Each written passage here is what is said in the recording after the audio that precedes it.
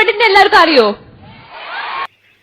ഞാൻ ആരാണെന്ന് ഈ നാട്ടിലെ പട്ടിക്കും പൂച്ചയ്ക്കും വരെ അറിയാം. സന്തോഷ് പണ്ഡിറ്റിന്റെ നെക്സ്റ്റ് റിലീസ് ചെയ്യാൻ പോണ ഫിലിം ഏതാ അറിയോ? ഓക്കെ, അതുകൊണ്ട് ഇപ്പൊ എന്താ? മലയാള ഫിലിമിനെ തന്നെ വൺ മാൻ ഷോ ആക്കി മാറ്റിയ ഒരാളാണല്ലോ ഇദ്ദേഹം.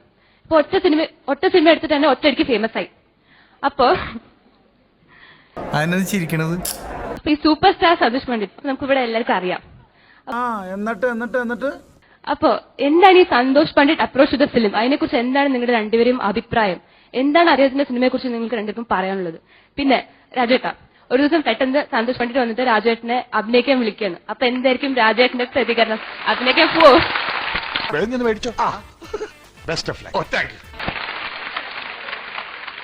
ഞാനാണോ ആദ്യം?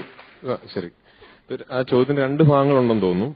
ഒന്ന്, ഈ സന്തോഷ് പണ്ഡിറ്റ് എന്നല്ല ആർക്കും, ഞാൻ നേരത്തെ പറഞ്ഞ പോലെ അയാളുടേത് എന്ന് അവകാശപ്പെടാവുന്ന ഒരു സൃഷ്ടി സിനിമയിൽ ഉണ്ടാക്കാൻ പൂർണ്ണ സ്വാതന്ത്ര്യമുള്ള ഒരു രാജ്യത്താണ് നമ്മൾ ജീവിക്കുന്നത്.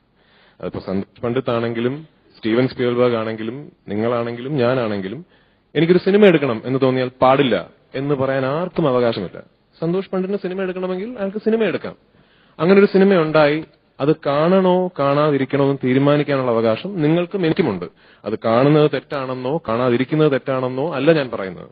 അയാളൊരു സിനിമ എടുത്തു, ആ സിനിമ ഇപ്പൊ എനിക്ക് തോന്നുന്നു എല്ലാവരും കണ്ടു. അതിന് നിങ്ങൾക്ക് നിങ്ങളുടേതായ അഭിപ്രായങ്ങൾ ഉണ്ടാവും. At the end of the day നിങ്ങൾക്ക് ആ സിനിമ ഇഷ്ടപ്പെട്ടാലും ഇഷ്ടപ്പെട്ടില്ലെങ്കിലും ഇവിടെ ആരും കുറ്റക്കാരൊന്നുമല്ല. സന്തോഷ് പണ്ഡിറ്റിന് നല്ലതെന്ന് തോന്നിയ ഒരു സിനിമ അയാൾ സൃഷ്ടിച്ചു, അത് അയാൾ തിയേറ്ററുകളിൽ എത്തിച്ചു, നിങ്ങളത് കണ്ടു.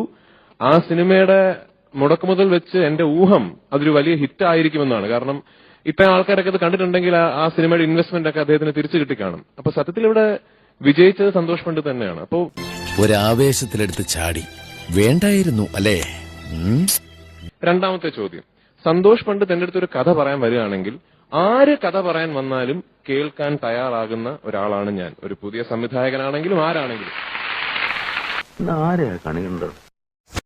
സന്തോഷ് പണ്ഡിറ്റ് ഒരു കഥ എഴുതി അത് പൃഥ്വിരാജ് കഥയൊന്ന് കേൾക്കണം എന്ന് എന്റെ സമയം ആവശ്യപ്പെടുകയാണെങ്കിൽ ഒരു ക്രിയേറ്റർ ഒരു ആക്ടർ എന്നുള്ള ഏക ബന്ധം വെച്ച് അയാളുടെ കഥ കേൾക്കാൻ ഞാൻ ബാധ്യസ്ഥനാണെന്ന് വിശ്വസിക്കുന്ന ആളാണ് ഞാൻ.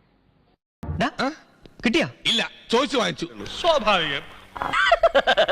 തൽക്കാലം ഇത്രയും മതി. വരട്ടെ.